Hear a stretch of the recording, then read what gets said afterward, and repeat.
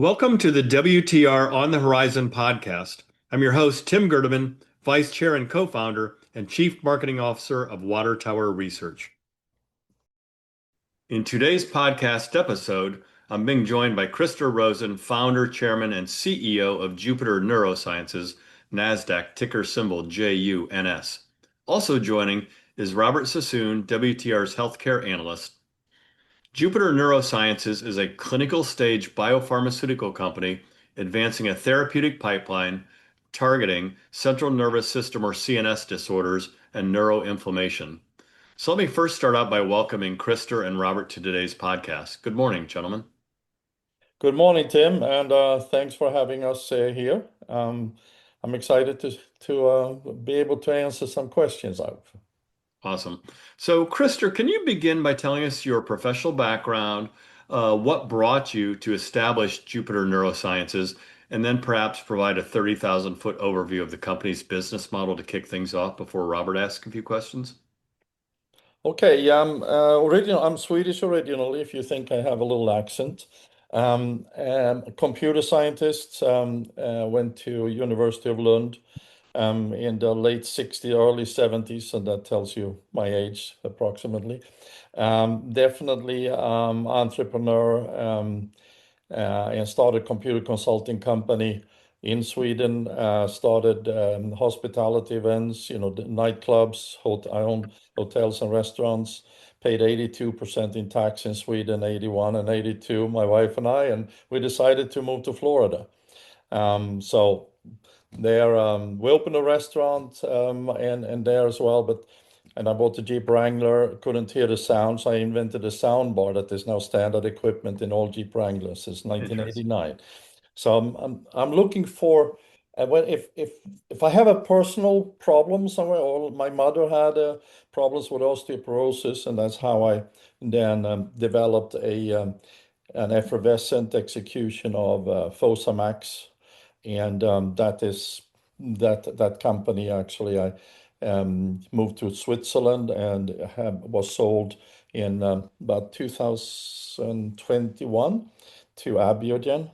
I left the company in 2015, moved to Florida, and that's how Jupiter Neurosciences was created, because professors at University of Miami had worked on resveratrol as a drug for a rare disease. And they called me up and said that, Chris, you have been working on formulations and so on in the business, although I've never been a pharma guy originally, but I'm looking for a solution. They said, if we can make resveratrol highly bioavailable, which means that you get enough in the bloodstream to make a difference, like it's presented in all these scientific papers, then we really have something. If you can't do it, forget about it. So that's how really the company was started. Great. Well, thank you for that overview, and always fascinating to meet a serial entrepreneur across so many different industry sectors that you played in. So without further ado, I'll turn it over to Robert. Yeah, thanks, Tim, and Krista, good to have you on this podcast. Let's start with the science. Can you walk us through your therapeutics platform, Jotrol, and the pipeline you're building on it? Yeah, it's no one. It's kind of interesting. Here you have resveratrol, that is probably the most researched molecule in the world, or one of them at least, about 25,000 scientific papers. It makes absolutely wonders in mice. Cardiovascular, CNS, diabetes, whatever. Resveratrol fixes that. There's a company called Certus that was created in Boston years ago, and I think they went public 2009, oh no, 2006 or something. And then GSK bought them 2009 for 720 million. And Certus have started by saying that resveratrol is a wonder drug, but they have created three NCEs that was supposed to mimic whatever resveratrol was doing. GSK bought them and later found out that these three NCEs didn't hold up in the promise and shut the whole thing down, which actually gave resveratrol kind of like a mixed reputation, or not so good reputation, which we suffered from when we started. It was very hard to get investors and so on. But we found a small company in Germany that had a very unique patented micellar delivery system. Micellar is nothing new, but they had really cracked the code how to make certain type of products work. And so we worked with them and then developed Jotrol together with them. And then we got a grant from NIA to do a phase 1 on eventually for targeting Alzheimer's disease. And in that study, we could see that we increased, which is widely published, the study, that we increased the bioavailability compared with regular resveratrol by 9 times. What does this mean? Well, there are a few studies done in humans, Alzheimer's patients and Friedreich's ataxia patients, that shows that if you can get to 250 nanograms per milliliter resveratrol in the bloodstream, you start to affect all the inflammation markers, mitochondrial markers, and you have a therapeutic effect. However, whenever you go over 2 grams of regular resveratrol, you start to get severe GI side effects. And to reach the levels that I mentioned in humans, you need to eat like 5 grams of the regular resveratrol. So we saw that with 500 milligrams of resveratrol in the Jotrol formulation, we had like 700 nanograms per milliliter of resveratrol in the bloodstream in our phase 1 study. So therefore, we're very comfortable that we can reach the therapeutic level needed. And then of course, the clinical trial, the phase 2 trial that we now are doing in Parkinson's patients, that's going to be proving, how good we are. Right. So, as you mentioned, resveratrol has been studied for a long time, I think well over a decade. And so far, there hasn't been an approved drug. So, what does the formulation change that gives you belief and confidence that it's going to be a viable drug and more importantly, an approvable CNS therapeutic? First of all, what was very good, which we expected, of course, is that safety profile is so good. When you can get the amount of resveratrol that you need in the bloodstream without having those severe GI side effects. And the GI side effect is really the only side effect. I dare to say we have one of the safest drugs in the world on the safety side. The trick is really that with the regular resveratrol, what happens when you do ingest it, it goes into the portal vein directly into the liver and metabolizes 99.6%. So you have hardly anything left that goes into the bloodstream. And the metabolites doesn't really do much of a job. With the Jotrol preparation, absorption actually goes through the intestines into your lymph system before it reaches the liver. And that's really, so in a way you can say we avoid the first pass effect, get enough into the bloodstream to really go to the therapeutic side. And so it's sounds simple, but we're the only one that's been able to do it. And we have patents to 2036 as well. So it's right. Let's take that further. And the platform's only active clinical program currently is the phase 2A that you mentioned. It's a phase 2A study in Parkinson's disease. So can you tell us about the program's design and goals, update us on the progress the study is making, and what are the upcoming milestones we can expect to hear about in the coming months? I think I turn that over to our Chief Operating Officer and President Alison Silva, that is really spearheading this program, and she has a long pharmaceutical background and so on, and really knows her stuff. Okay. Yeah, I'm happy to take this question. So as you mentioned, we just announced the activation and enrollment of our phase 2A reset program.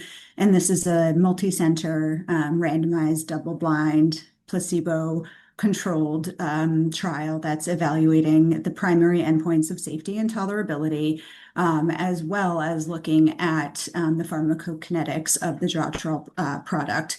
Some other exploratory and secondary endpoints, which we're really excited about, are the biomarkers of energy metabolism, neuroinflammatory markers like TREM2, NLRP3, different interleukins, and then we'll be looking at the CSF profile of these patients at baseline and endpoint and looking to see the changes after 12 weeks on drug. So it is a daily oral dosing. It's nice that these patients can be, can receive drug to take home and take just a couple of capsules a day. So it's a low patient burden. All of the patients will have a stage of Parkinson's that's been pre-identified, and that is well known to the clinicians. They'll be a randomized 1:1:1, so a third will receive placebo, a third will be titrated up to 200 milligrams, and then the last group will go up to 400 milligrams. So as Chris mentioned, we know that those are therapeutic doses from prior PK work, so we're pretty confident that we'll get a healthy data set when we read out. There are 3 sites that are participating in the trial. The principal investigator is Fernando Pagan at Georgetown. So we have Georgetown University as well as 2 other MedStar Health sites. This trial was just made active on clinicaltrials.gov, so the entire protocol design is up there, and we hope to be dosing our first patient any day now, with readouts on the trial by early next year. So the first quarter of 2027, we really hope to be able to be updating our investor base on the endpoints associated with the trial. Right. So, I mean, just taking that a little further, what specifically would you need to see from this readout to call it a success? Yeah, so we're very confident with the safety and tolerability aspect. We again have tested that in a smaller phase 1. So that is our primary endpoint, but still we have to, that would be a success for us, is to get through the initial safety and tolerability work in a patient population. This is the first time that our drug product has been administered to patients and not normal healthy volunteers. We're really interested to look at the pharmacokinetics and see what that Cmax looks like. That would prove out our hypothesis regarding the ninefold bioavailability. So I think that would be transformative. And then really the exploratory endpoints, we think we'll have a lot of biomarker data that would just be kind of the icing on the cake here. If we could show that we had reduction in some inflammatory markers, as well as some symptom readouts. We are assessing a panel of patient-reported clinical outcome measures that are well known in the space, that are used for Parkinson's and Alzheimer's programs as validated endpoints with the FDA. Those are very exploratory and would be high level, but we did include them in the trial just so we could, get used to working with those clinical outcome measures and potentially read out on symptom or disease impact. So, there's a wide spectrum of things that we can expect in this trial, ranging everywhere from safety to, reduced falls or quicker get up and go tests, better mobility in the patients, all of that. But that's, to be determined once we get into this. Well, thank you, Alison, for all that information. We'll certainly look forward to the time when you do actually have that readout. Yeah. So Krista, you've built this platform as a dual engine model with the therapeutics program on one side, and you have a direct-to-consumer longevity business and wellness brand on the other side, a sort of a line of premium nutritional supplements for which resveratrol is a key ingredient. Both running on Jotrol. What's the case for keeping those 2 models under one roof at this stage, and rather than running a focused clinical stage company and licensing the consumer rights to someone else? It's a good question, but this whole thought of the longevity side came about a year ago, and we saw this whole longevity and aging sector is just exploding, and that is, everyone knows that's a big future. To remember that Jotrol was created by Jupiter Neurosciences, and therefore, and so all the existing shareholders, investors that we have, they have invested the money to generate Jotrol. And it would be, I mean, yes, there are some spin-off ways you can do use of those shareholders still is part of a new thing. But we said, let's keep it under Jupiter Neuroscience control, especially until we see, for example, the results of the Parkinson's trial. It might be of interest there are some big pharma now that is also getting into longevity that already is in Parkinson's. Maybe our value proposition will be even higher if we have some good Parkinson's results, if they want to in-license, our product and so on. So we said, let's not just rush into it, and see what we do, test the water, which we have done, especially in the first quarter of this year, which it's always the setup is quite expensive, and we allocated a lot of our salaries into that and so on. But now this quarter we started to see the sales coming in, and we have a lot of collaborators now that we're working on to setting up and so on. So it's interesting. Okay. You're talking about sales. So Nujivia product revenue was about 19,000 in the first quarter of this year. But that was against roughly around 470,000 of SG&A allocated to that segment. So can you describe the pathway for us to generate towards generating the positive cash flow from that business that you're targeting for 2027? Yeah, I mean, I think we beat those sales numbers the last 2 weeks, where we are now. So, but we remember that's when this was where are we putting our salaries in the bucket, and I worked a lot on Nujivia in the first quarter and so on. Yes, we allocated more of my salaries into it and so on, and Alison as well. While the second quarter we have hardly worked at all on the Nujivia side. So we wanted to kind of reflect how we did things and so on. So I think that we need to. We don't. I mean, even at that, we have a very good margin on the product. So I think even when we are reaching like $500,000 trailing, sales in an annual year, we can break even, and then once you go up from there. But it's a very interesting market, and we love it. And we have a lot of subscribers that we get. They stay with us and so on. So I think that we can build on it, but it's not our core focus. I have to admit that, Okay.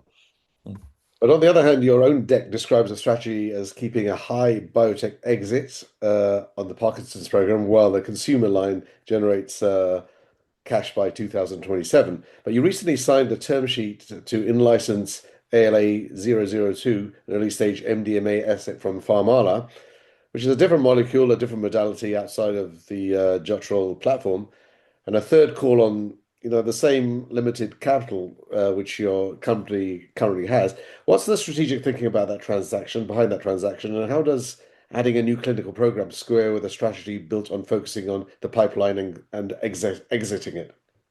No, exit.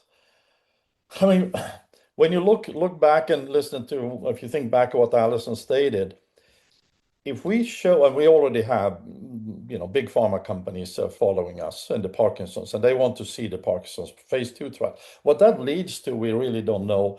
We are kind of agnostic right now. We just let's see that we do this right, and then the data will tell the world how valuable it is. We believe that we have a strong opportunity to be the first disease-modifying product in Parkinson's disease. And if we can show that with the data, for example, on grip strength and the 6-minute walk test and so on, that is part of the program, we believe that there's someone out there that are going to want to have that product and pay dearly for it, and then we can out-license that. Which will then finance the whole Pharmala ALA-002 development, which we're actually very excited about. And Alison knows that business really, really well. And We think that can be a big winner for us. Okay.